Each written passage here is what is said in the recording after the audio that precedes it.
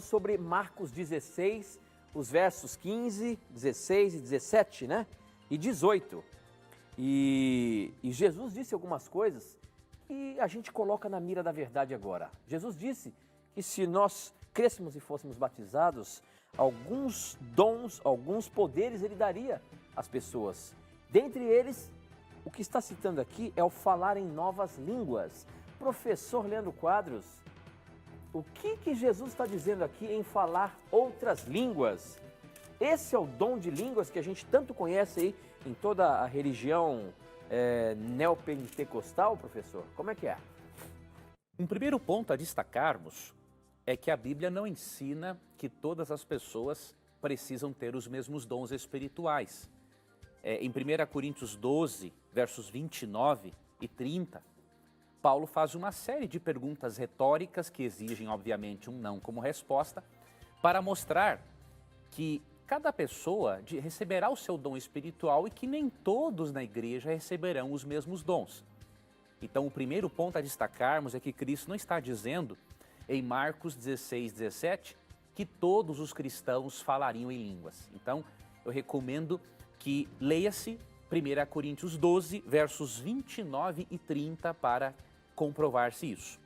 Agora, o que significam as novas línguas aqui nesse texto?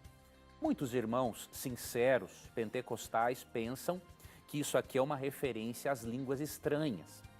Mas eu posso garantir a você, meu irmão, que não é uma referência às línguas estranhas.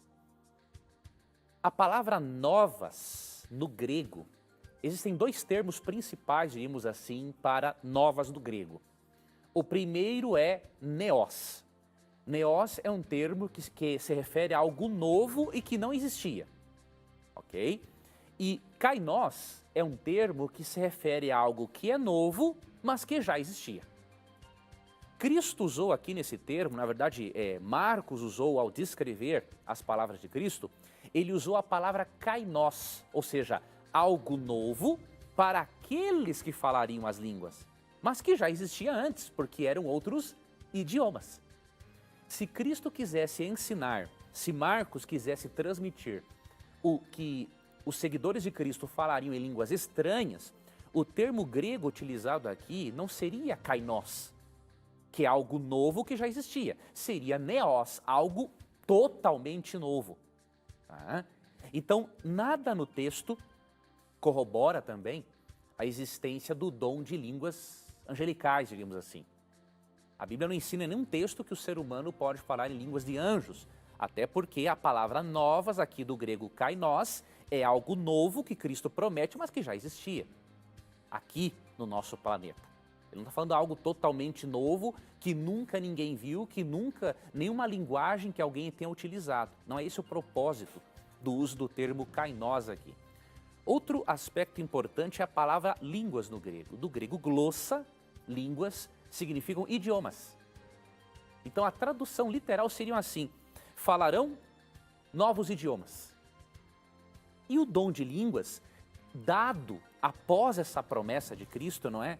Dado logo em seguida, em Atos capítulo 2, é exatamente isso.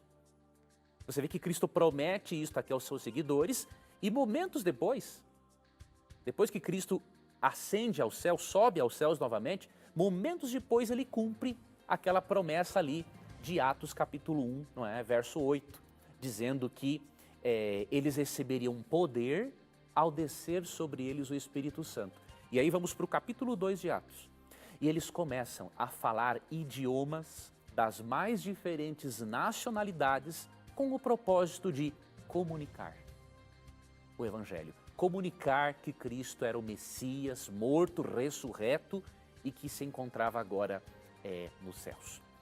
Então a Bíblia definitivamente, ela não defende o dom de línguas estranhas. Não existe, amigo ouvinte, isso na Bíblia. A Almeida, a versão Almeida, revista e corrigida, utilizava em 1 Coríntios 14 a expressão línguas estranhas. Porém, se você perceber, você que tem a versão Almeida, revista e corrigida, esta palavrinha estranhas está em itálico. Quando o tradutor coloca em itálico, ele está dizendo o quê para nós? Que aquele termo ele foi acrescentado, tentando dar um sentido ao texto. Mas os tradutores acabaram por perceber que eles mais prejudicaram, mais atrapalharam do que ajudaram. E aí vemos que na Almeida Revista e Atualizada já não existe mais línguas estranhas, existe só línguas. Porque este é o sentido do texto. Língua, do grego glossa, quer dizer idiomas. Então Cristo prometeu realmente que alguns dos sinais que acompanhariam os seus eleitos seria o dom de idiomas. E consideremos, como eu falei no início, 1 Coríntios 12, 29 e 30. Ele prometeu disponibilizar o dom, mas nunca prometeu que todos deveriam ter o mesmo dom.